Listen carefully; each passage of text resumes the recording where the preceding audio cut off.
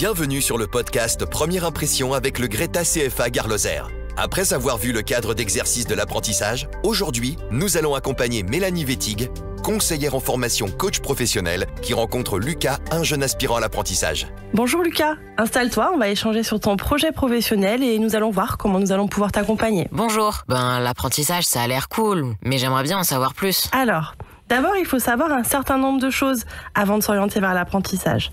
Déjà, qu'est-ce qui t'amène à choisir cette voie de formation ?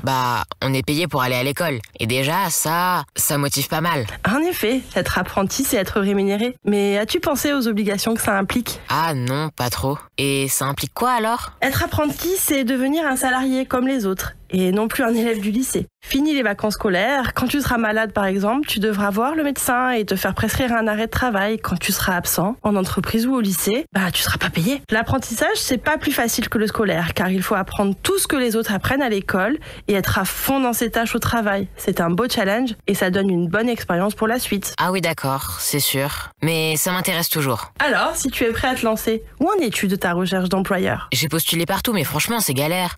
On me répond pas, quand on me répond, on dit qu'on prend pas d'alternant.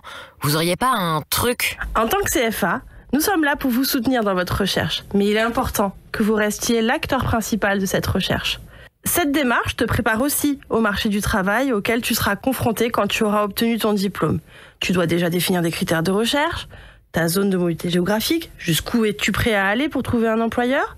Les secteurs d'activité qui te plaisent le plus, le type d'entreprise dans lequel tu as envie d'acquérir cette première expérience professionnelle. Avant de se lancer dans une recherche de contrat, tu dois être bien au clair sur ce que tu cherches. Après, il faut se lancer. Préparer des outils de recherche, CV, lettre de motivation, la plaquette d'apprentissage du Greta CFA Gare Lozère et diffuser ton profil un maximum pour augmenter la visibilité de ta recherche. Nous avons mis à la disposition des futurs apprentis des outils sur notre site pour aider la recherche. Tu peux aller consulter les liens utiles pour les élaborer. Déjà, rien que ça, le CV. Moi, je suis à l'école. J'ai rien à mettre sur un CV. Je comprends que tu puisses penser ça. Le CV, c'est un peu ton document d'identité. Les employeurs connaissent ton âge et ta situation. Il est évident que personne n'attend que tu puisses avoir une expérience professionnelle. L'objectif, c'est vraiment de mettre en valeur toutes tes expériences personnelles et de stage éventuellement pour montrer à l'entreprise que tu as déjà une vision du monde professionnel ou associatif et non pas que le scolaire. La majorité des candidats à l'apprentissage sont comme toi et n'ont pas d'expérience professionnelle. Donc ce n'est vraiment pas ça qui va faire la différence. Et donc, comment je peux faire la différence ? L'important déjà est vraiment de bien qualifier ta recherche et d'envoyer ta demande d'alternance à des entreprises qui seraient susceptibles de recruter un apprenti préparant le diplôme que tu vises. Pour cela, tu dois bien connaître le diplôme que tu veux obtenir et savoir dans le détail ce qu'il contient et les métiers auxquels ce cursus prépare. Comment as-tu choisi le diplôme ? Les professeurs t'ont conseillé de consulter les référentiels d'émission pour être sûr que c'est bien ce que tu veux faire ? As-tu discuté avec des élèves ? Oui, je suis bien au clair avec le domaine et les missions que je vais devoir accomplir. Après, je pense que ça dépend beaucoup de l'entreprise où tu es. Si c'est un petit artisan ou un grand groupe, c'est pas pareil. Bien sûr. Tu as bien compris qu'il était nécessaire de s'adapter au contexte de l'entreprise.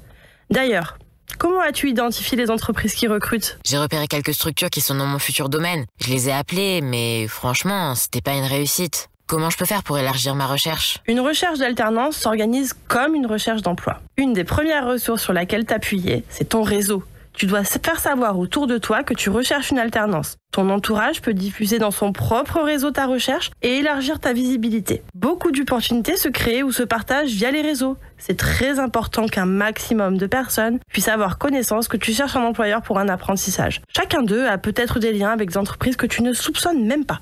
Au-delà de cet aspect, il existe des sites spécialisés pour l'alternance, comme la Bonne Alternance, c'est un site de Pôle emploi. Les employeurs y déposent leurs besoins en recrutement d'apprentis et tu pourras peut-être saisir une opportunité. Les opérateurs de compétences, les OPCO, organisent aussi des événements autour du recrutement d'alternants. Ils peuvent faire des job dating ou diffuser des offres de leurs adhérents à destination de futurs apprentis. Tu dois d'abord identifier les secteurs d'activité dans lesquels tu pourrais faire une alternance et regarder ce que proposent les OPCO. Tu peux aussi organiser une veille sur les sites de recherche d'emploi, style Pôle emploi, Indeed et même Le Bon Coin. Mais ça sert à rien les offres d'emploi. Les employeurs cherchent des salariés qualifiés. Bien sûr que si c'est une offre d'emploi, cela signifie qu'il y a au sein de la structure un poste à pourvoir. Mais peut-être que te positionner au sein de l'entreprise pourra déclencher un questionnement autour de l'alternance. Peut-être qu'ils vont aménager le poste pour toi ou renforcer l'équipe avec quelqu'un en plus. C'est sans garantie, mais cela ne coûte rien de tenter sa chance. C'est à toi de travailler sur la manière dont tu vas te présenter et mettre en avant l'atout que tu peux représenter pour l'entreprise. L'alternance, ça peut être un pari gagnant-gagnant. Tu es certes là pour apprendre, mais tu vas apprendre en faisant.